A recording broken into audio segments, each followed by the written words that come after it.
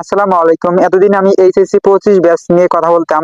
তবে আমি জানি পরীক্ষা তোমাদের নির্দিষ্ট সময় হবে। তবে আজকে তোমাদের একটা টিপস শেয়ার করব। যারা এইচএসসি 24 ব্যাচের মানবিকের স্টুডেন্ট আছো, তাদের জন্য একটি বিশেষ টেকনিক হচ্ছে শেষ মুহূর্তে করণীয় কি।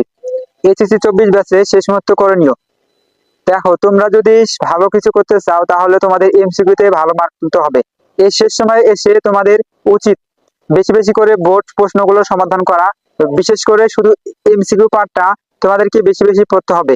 তোমরা যদি প্লাস তুলতে চাও তোমাদের অবশ্যই তাহলে এমসিকিউতে বেশি পেতে হবে।